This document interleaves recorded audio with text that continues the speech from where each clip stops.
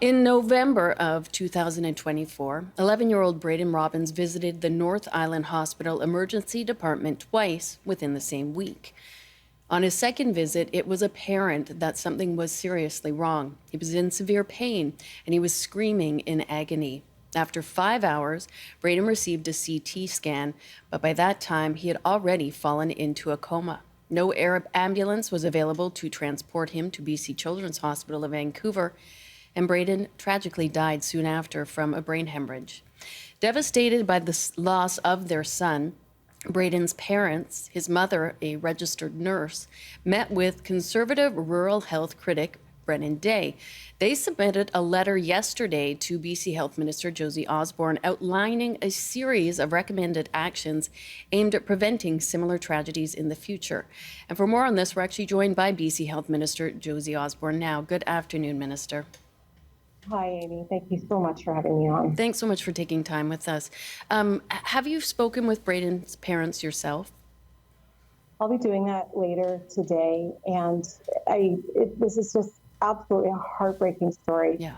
My heart goes out to Brayden's family, his friends, his parents, and no parent should ever have to suffer the loss of a child. And I really want to thank Brayden's parents for speaking up and sharing about their loss and what they've experienced. This is an incredibly serious matter, one that everybody does take incredibly seriously, and it's absolutely critical that we all learn from this case, and Brayden's parents' story is part of that learning from that case. Minister, I'm curious what stood out to you the most, just about the letter. In it, Brayden's parents, Nikki and Marty, clearly incredibly emotional and just devastated by the loss of their son. And they, at one point, state, "We're heartbroken beyond words and carry with us an outrage that no parent should ever feel."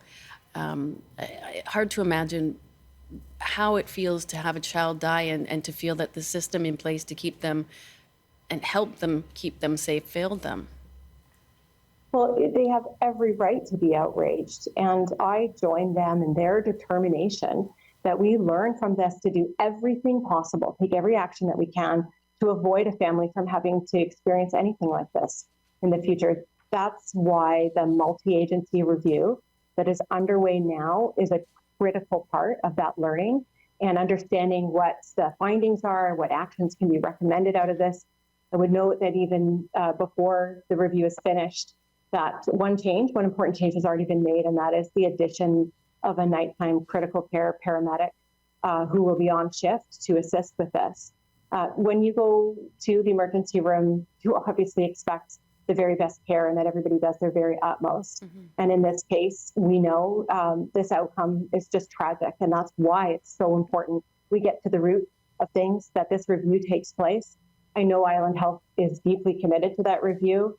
It is my expectation, and I've made it clear, that Brayden's parents' experience, that their perspectives be a part of that review, and that Island Health will follow up with them, most importantly, to share what's been learned and what actions are going to be taken. And that is what I was going to ask you, just if there had been any changes or improvements since Brayden's death in November of last year. In terms of timeline, how soon do we think we could see perhaps even more improvements after the investigation?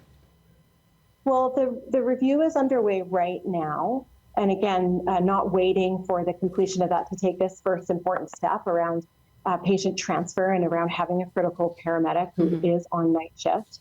So that's an important step. And we'll wait to see what the outcome of the review is to determine what other actions can be taken. Because again, this is about doing everything possible to make sure that a family would never have to experience what Nikki and Marty are experiencing right now.